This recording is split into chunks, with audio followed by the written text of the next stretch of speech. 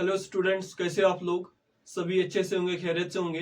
Welcome again to frontline nursing classes. आज का जो हमारा टॉपिक है that is diabetic keto acidosis. आज हम पढ़ेंगे डायबिटिक कीटो एसिडोसिस होता क्या है, ठीक है, इसके कॉजेज क्या है, इसके सिम्टम्स क्या है, इसकी पैथोफिजियोलॉजी क्या है, ठीक है, इसका ट्रीटमेंट क्या होगा और ऑल्सो यहाँ पर नर्सिंग मैनेजमेंट एंड कॉम्प्लिकेशंस क्या हो सकती हैं किसकी, डायबिटिक कीटो एसिडोसिस की। आज हम इस वीडियो में ये सारा कुछ कवर करेंगे। Let's start this video with definition.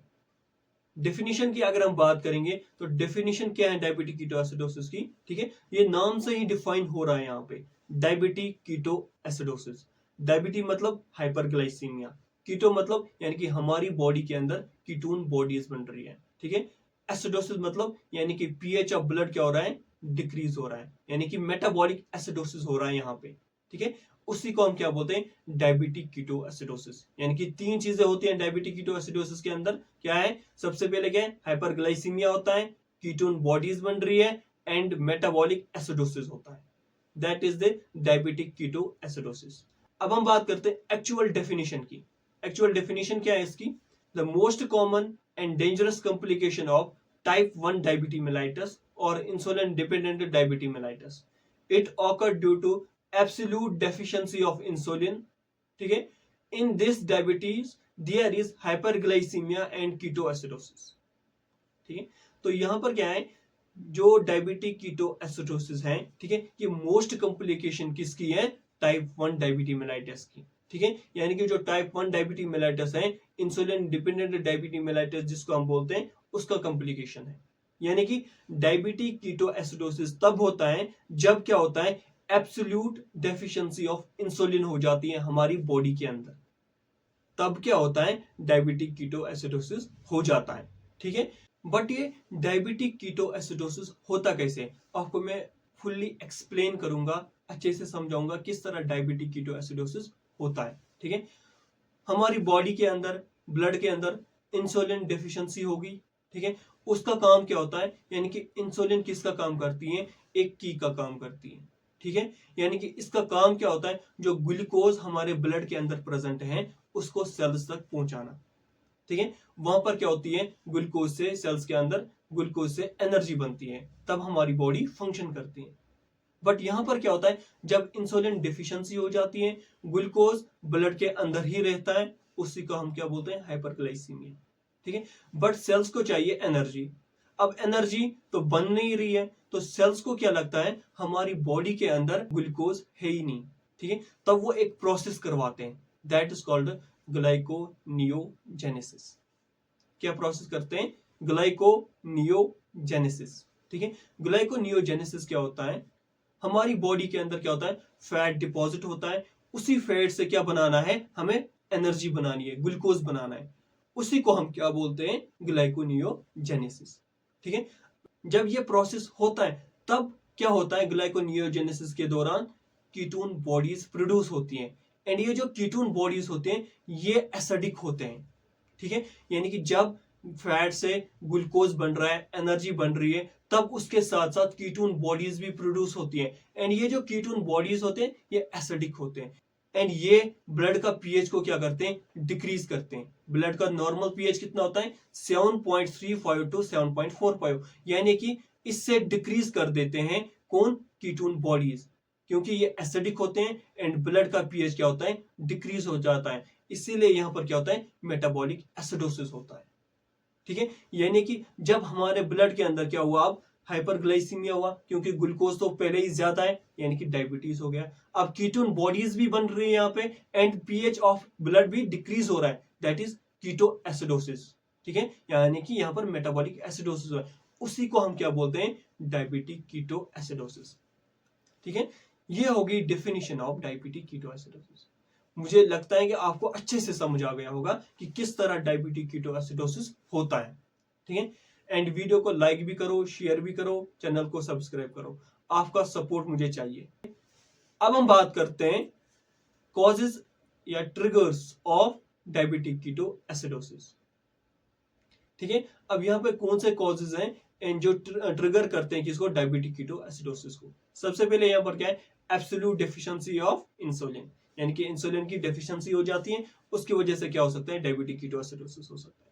Type 1 diabetic mellitus तो उसका उसी का तो ये main most common and dangerous complication है। ठीक है, नेक्स्ट क्या है, स्टारवेशन, यानी कि भूखा रहना। अगर आप भूखा रहोगे तो एनर्जी नहीं होगी, तो वहां पर क्या ग्लाइकोनियोजेनेसिस प्रोसेस स्टार्ट होगा, तो उसकी वजह से क्या होगा, डायबिटिक कीटोएसिडोसिस होगा।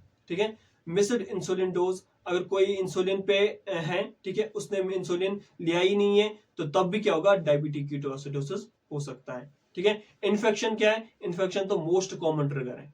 ठीक है, अगर कोई डायबिटिक मेलाइटिस पेशेंट है और उसको इन्फेक्शन हो रहा है, तो डायबिटिक कीटोएसिडोसिस होने के बहुत सारे चांसेस होते हैं। ट्रॉमा हो गया, ठीक है, पेनक्रियाटाइटिस हो गया, ठीक, मायोकार्डियल इन्फेक्शन हो गया। ठीक है, ये सारे के सारे क्या है, ट्रिगर्स होते हैं, कॉजेस होते हैं किसके, डायबिटिक कीटोएसिडोसिस के। इनकी वजह से डायबिटिक कीटोएसिडोसिस हो सकता है। अब हम बात करते हैं पैथोफिजियोलॉजी ऑफ डायबिटिक कीटोएसिडोसिस।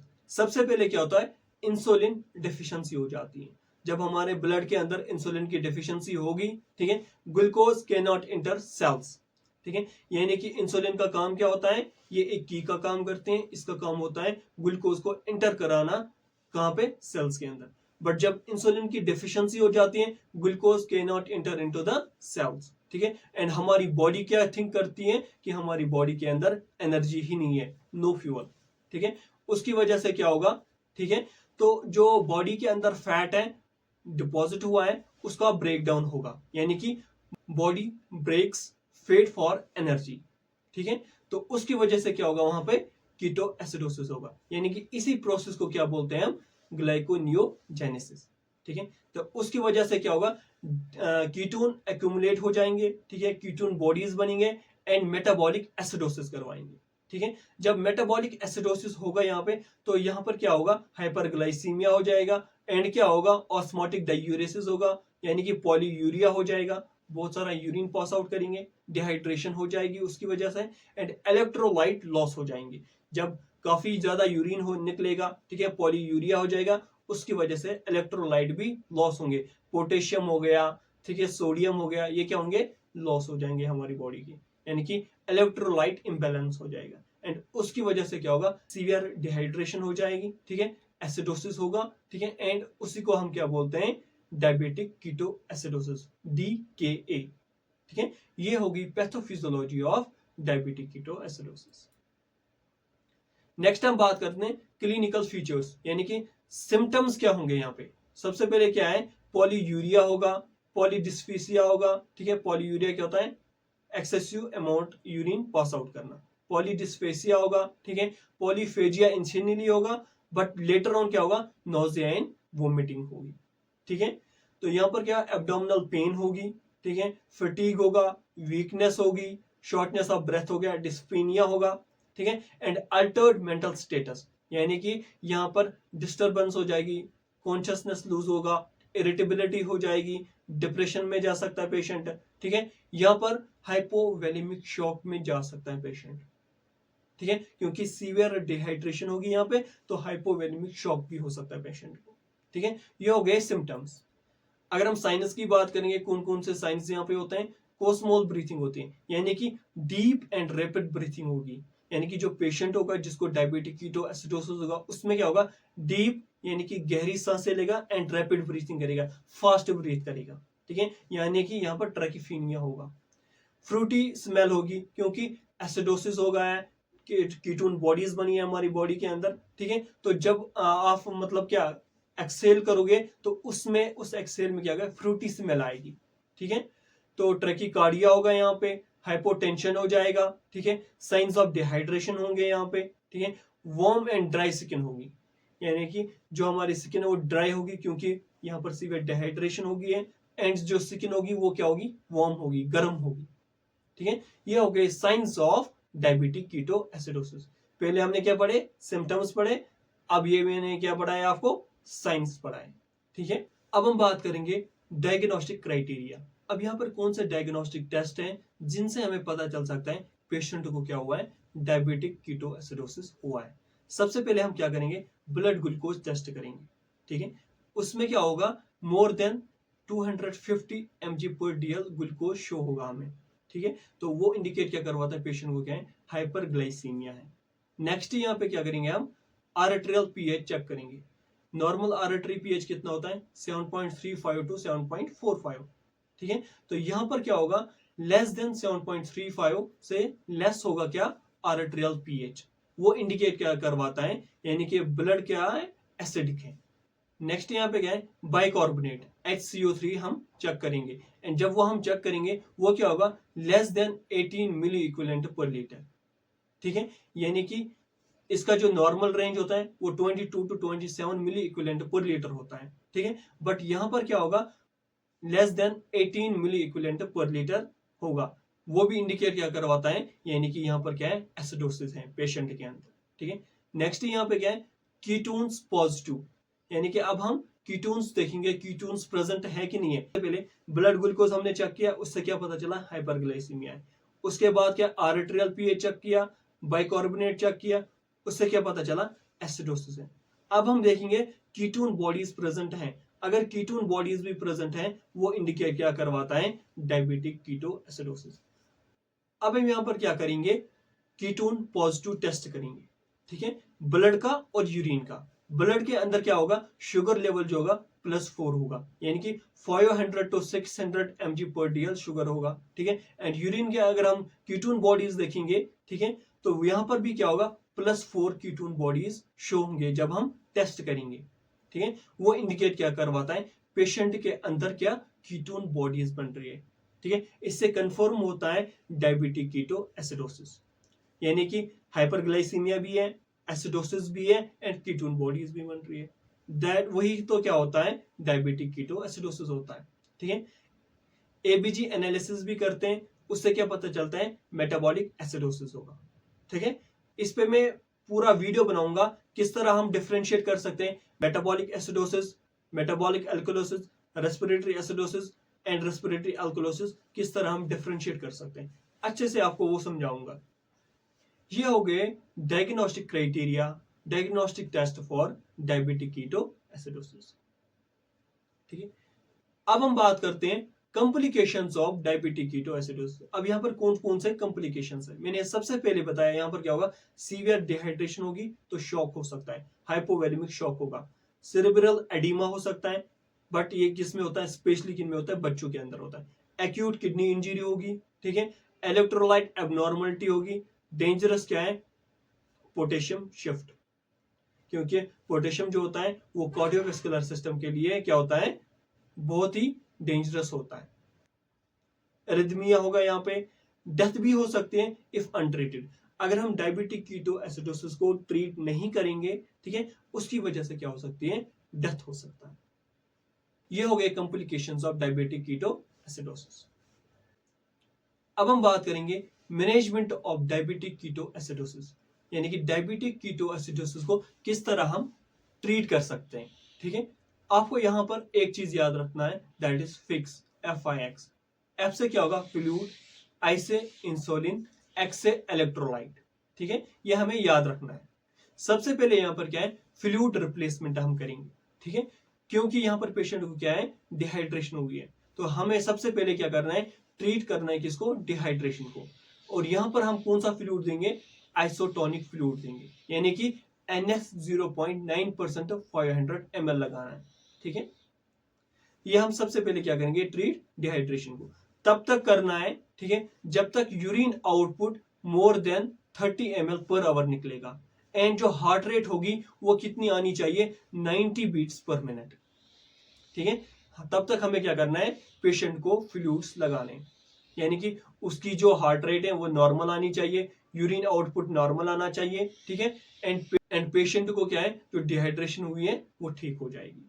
ठीक है, सबसे पहले हमारा जो ट्रीटमेंट है वो क्या है, फ्लूइड रिप्लेसमेंट करनी है, क्योंकि यहाँ पर पेशेंट को शॉक भी हो सकता है, इसलिए सबसे पहले ट्रीटमेंट क्या है, फ्लूइड रिप्लेसमेंट करना है यहाँ पे।